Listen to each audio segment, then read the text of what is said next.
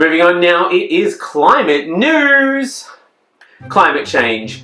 The ghost of burning future to humanity's Ebenezer Scrooge. In that we're aware of the problem, we actively work to make it worse, complain when someone suggests that we change, and then eventually the Muppets will do the best representation of it on screen.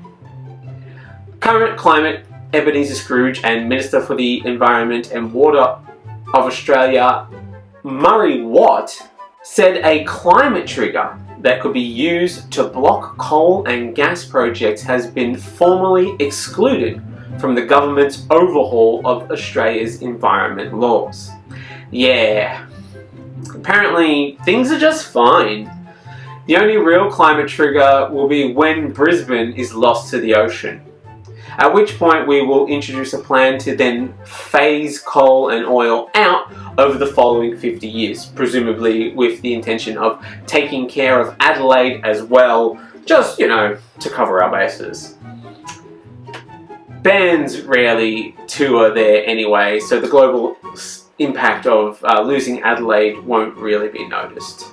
But if we were to lose a city like Sydney or Melbourne, then the rest of the world might start paying attention to us. Instead, proponents of major projects will be required to disclose their expected emissions and provide a plan for how they intend to reduce them. The government will force major projects to report their carbon emissions for the first time, as well as provide plans for how they intend to reduce those emissions to net zero by 2050. Because if there's one industry that can be trusted to do what's right, it's the fossil fuel industry. I mean, honestly, look at how much money they make, and by equal measure, how much tax they pay. They've really proven themselves trustworthy figures whose numbers have never been tampered with by any means of creative accounting. Just good old Aussies digging up big holes in the middle of sacred indigenous sites. Australian things.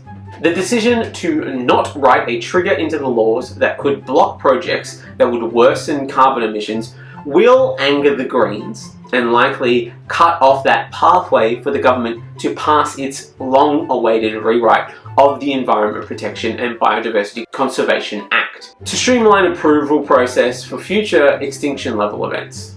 Labor defended the decision by saying we can't include a trigger because then it might actually risk triggering climate action. And that's more of a Greens thing.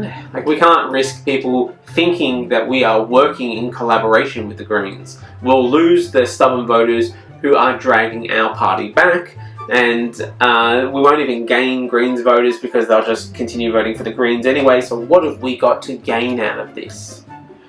While the country's biggest polluters are already required to report emissions under a safeguard mechanism, a swath of industrial projects are not captured by that scheme. The minister said the new scheme would be in line with the safeguard mechanism, which requires major emitters to cut their emissions by 5% a year and reach net zero emissions by 2050. And given that we are currently, I don't know if you've checked your calendars, but we are currently in 2025. That's 5% per year. Will see us hit 100% by 2045. Not bad, hey? It's not like 2024 was the hottest year on record, with each of the last 10 years also being the hottest 10 years on record, accelerating the global water cycle and amplifying climate extremes, which are contributing to more ferocious floods, including in Queensland, and devastating droughts. No, that certainly isn't happening, which is why a Labour spokesperson was overheard saying a climate trigger was completely unnecessary, as we're already way past the point of needing one, and it was time for Australia to fully embrace the Mad Max lifestyle, or if we get drowned enough, the Water World lifestyle. And they also called shotgun on the truck that had the guitar flamethrower, because that looks like a lot of fun. Shadow Environment Minister Angie Bell said the coalition has yet to see their full draft bill, but welcomed the government's decision to rule out a climate trigger after sustained pressure.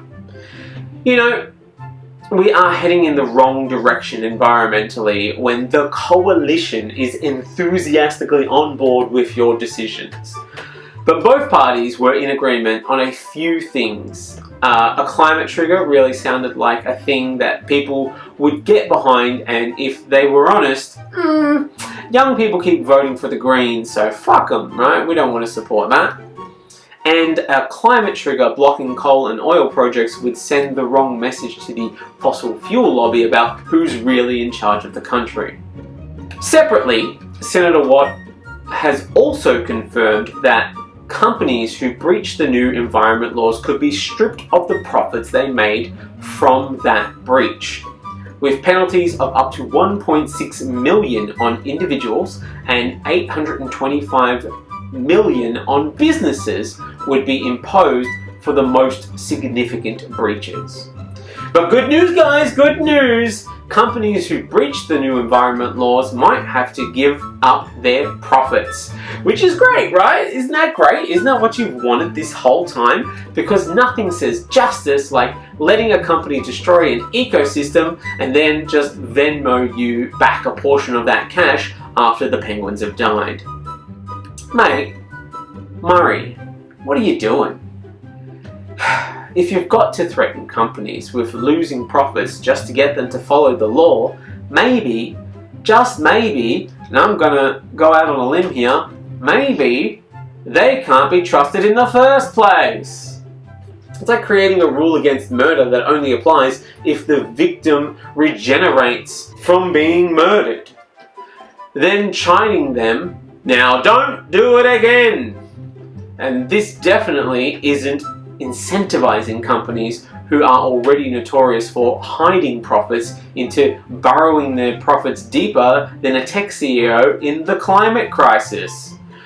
Though an ever-increasing labyrinth of shell companies so convoluted that even Theseus didn't have enough string to reach the center of that maze, and if you ever did, not only would you find a mountain of hidden unpaid taxes, but there would also be a Minotaur and the Goblin King living in a sort of messy situationship in the only place that they felt safe from the prying eyes of the paparazzi.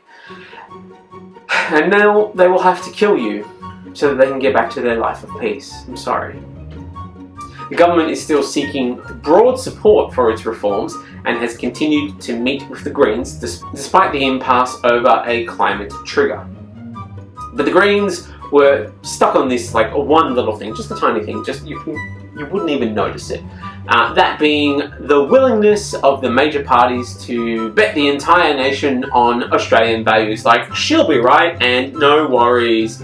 Though honestly, what it all boils down to is those really old school Aussie values. You know, introducing a climate trigger, we can't risk needing to upgrade our national motto, man. We'd have to go from no worries to some worries. And we just can't have that as a country.